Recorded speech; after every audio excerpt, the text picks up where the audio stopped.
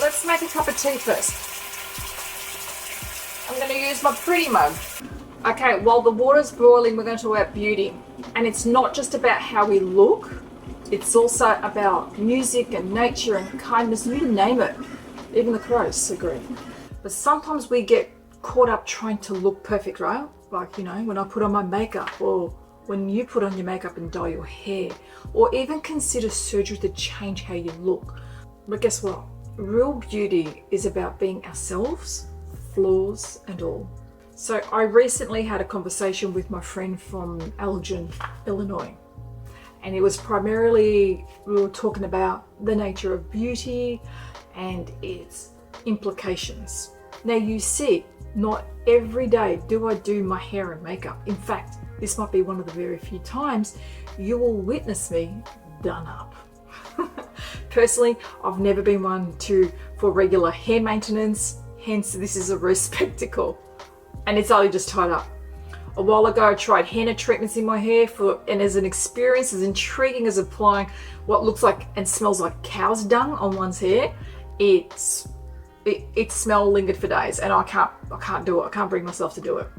I want to touch on cosmetic surgeries, like those designed to remove under eye bags.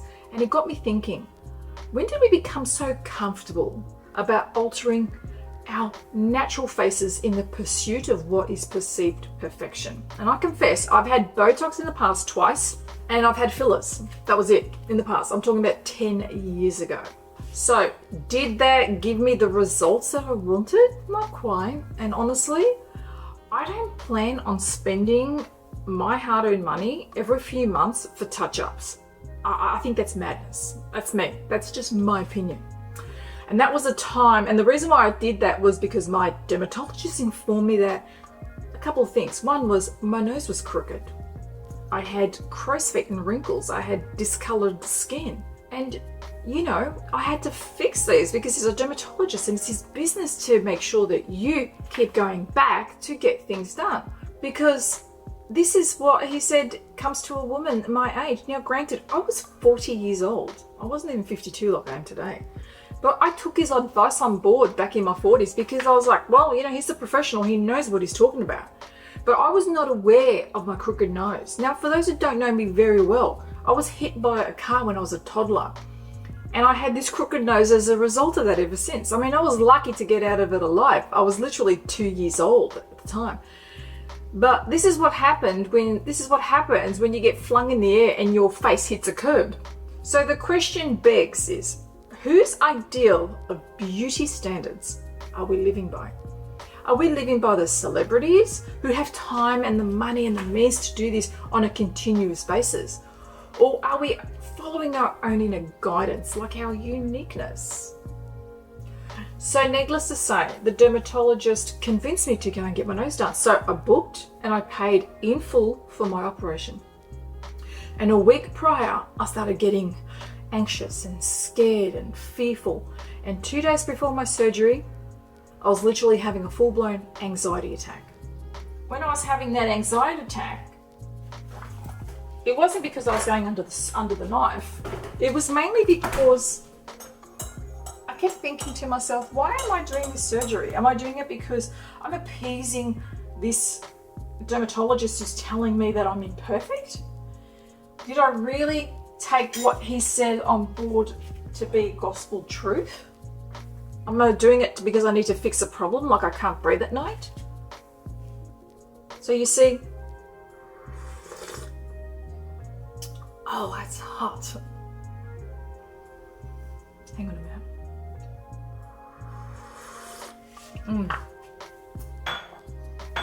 Oh, I love tea. So you see, the truth is, we're all born perfect. We're all born beautiful and unique.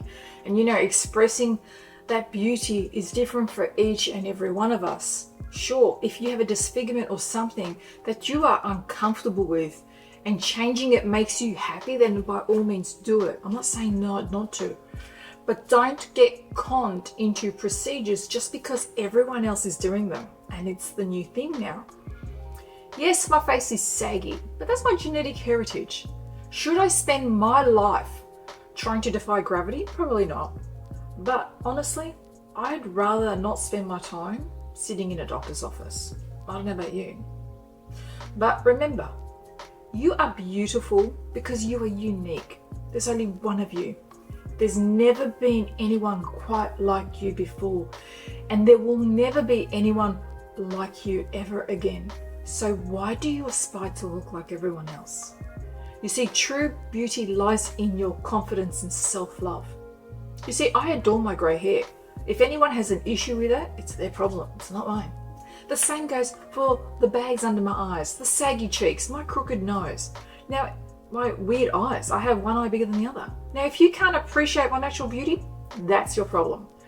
Do I wish for a fresher face? Yeah, we all do. But I won't go under the scalpel for it. There was a period in my life where for probably about a year, I actually bought a lot of like facial rejuvenation tools, like the red light therapy. These are frequency tools, the ones with the glass and the light coming out, the frequency tools. New Face, I bought 2 of them. They both broke down on me, and at $700 US a pop, I was not buying any more. And then I found the gua sha tools, although I'm going to say to you, it works when you do things on repetition. Same when I was talking in my previous videos. If you want inner change to work, and it's an inside job, you got to work on it consistently and persistently all the time. It's repetition, repetition, repetition. By now you know. I always say I sound like a broken record, okay? So I am the woman as the broken record. I'm always going to be reminding you about repetition, because everything does work if you do it repetitively.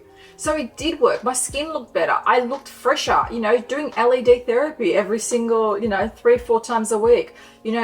Getting those frequency things on your face was like rejuvenating my skin. I looked fantastic. And you got to remember, I haven't been to the dermatologist in 10 years.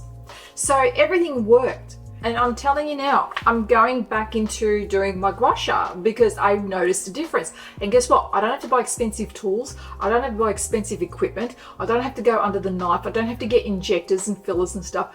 Do you believe that by massaging your face, using gua sha and massaging your actual scalp helps so much more than all of these procedures that all these doctors and dermatologists and facial specialists recommend? Yes, that's true. Let's have a little bit more coffee. However, just to clarify, I don't judge those who choose those surgeries and injections and fillers or any other cosmetic procedures. If it makes you feel good about yourself, then I encourage it. But remember, it should be your decision alone, not an outcome of societal pressure and external opinions. I've been called I have resting bitch face on many occasions. I actually don't care, because think about it. Our imperfections tell stories. You see those wrinkles and my grey hairs? They're reminders of my journey through life. So why do I try to cover them up as if they're faulty? Because we're all different, and that's what makes us beautiful. Can you imagine if there was a whole planet cookie cut of 2 people? How fucking boring would that be? If the whole planet was literally a cookie cutter of some celebrity. That would be the most fucking boring place to live on. Yeah, I said it. You see, I know society does put a lot of pressure on us to look a certain way. Same with this YouTube channel. I have seen some comments of people and they are truly crazy. But you see me, my hair's done up. I don't look like a lion's mane, and I've got makeup on. But after all these external pressures, you don't have to buy into it. I don't. I'm only doing this because out of respect for you guys, okay? So that doesn't mean saying no to unrealistic standards, because I love who I am. Now, during the lockdown period, I came into my own at that time, because at that time, there was no need for me to do my hair. There was no need for me to shave my legs. My husband has other opinions on that. There was no need for me to put makeup. There was no critics looking at me saying, oh, look at her. She looks unattractive and, unpolished. I didn't care. Now, it was during this time, that I took it upon myself to start working on my inner self. I started working on reading more, on doing my online courses that I'd paid for and never got a chance to complete. And it was during that time that I stopped wearing makeup and I didn't care. You see, there's going to be haters out there who say, you know, you look horrible without makeup. But you know what? It takes me a lot of effort to do these videos looking the way I do. Because firstly, I have no idea how to apply makeup. I have watched so many makeup tutorials on YouTube, and every time I watch them, I end up spending hundreds, if not thousands of dollars on makeup that is useless to me because I can't apply it the way these women do on YouTube. And then I end up looking like a circus clown. So imagine, after all these years, since I can remember, you know, you got to remember one thing. All my life, I've always worn makeup. I never left the house without makeup. I never left the house without wearing my watch or my jewelry. And you know what? I now leave the house barefaced without a watch.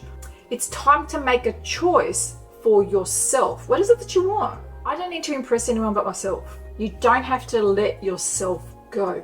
You just have to be true to yourself and to step out into the world with the face that you were born with and not be ashamed, you know? I want you to challenge conventional beauty standards because this is the most liberating time in history where we don't have to care what we look like. If our skin is blotchy from hormones and we've got wrinkles, and yes, I'm going to have some haters and then I'm going to get all the scorn and people lifting their eyebrows at me in surprise. But you know what? When I look into this camera, this is not my everyday look. If you saw me in my everyday look, you wouldn't even follow me. Because I'm thinking this and saying to you, I'm gonna have my tea. In all seriousness, who's gonna watch a woman in her 50s with no makeup, hair that looks like a lion's mane, wearing her thongs, or here in Australia we call them thongs, everywhere else you call them flip-flops? I wear my shorts, my singlet or t-shirt, no makeup on. Yes, you probably agree. You wouldn't be watching someone's channel if they look like that. So there it is, the expectation. And I guess there's always an expectation to look your best when you're presenting yourself in front of a camera. You have to speak nicer, a lot more clearer. And you know what? People say be yourself, but I'm going to tell you something, because especially trying to be a YouTuber, right? You do get criticism. You get criticism of what you look like. You get criticism that there's lipstick on your teeth. You get criticism you got like a snot in your nose, which is half the time that's me all the time. If you look at my videos, I've always got something in my nose. I've always got lipstick on the teeth. My hair's always got flyaways. You know, my hair's not the best. You're just looking here. You're not looking behind me, right? I'm getting a hot flush. Hang on a minute. I've got to take my tablets. I forgot. So even being on YouTube, right? I have to give the world the most polished version of myself. I'm always going to buck the system. Every now and then, you may see me fresh-faced. But what you will not see me is ever go under the scalpel in the pursuit of beauty, because that's someone else's standards, it's not mine. I will not get fillers anymore because a dermatologist suggested me to. Or if someone says to get my nose done because I've been made aware of it. It's imperfection and I can see these imperfections. But you see, I don't want to look like anyone else. I want to look like me. There's only one of me and I'm unique, just as you are unique. I like myself and I'm quite happy with who I am. So why would I aspire to look like someone else? You see, true beauty lies in your confidence and self-love. It's about accepting yourself and embracing who you are.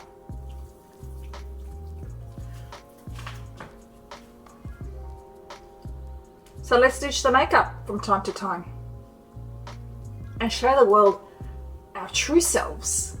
Let's celebrate our uniqueness and let our confidence shine through. Let's boldly challenge conventional beauty standards and release ourselves from societal expectations and choose to express our own unique beauty, because real beauty comes from within and it's about time that we embrace it.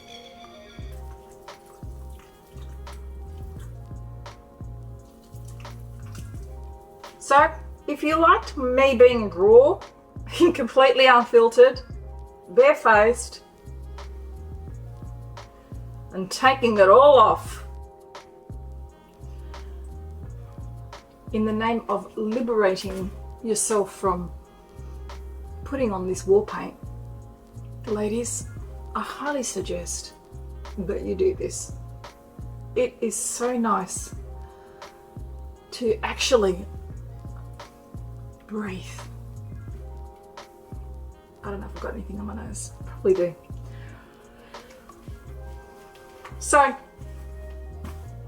if you like me being raw, unfiltered, and barefaced, please like, subscribe, and hit the notifications button.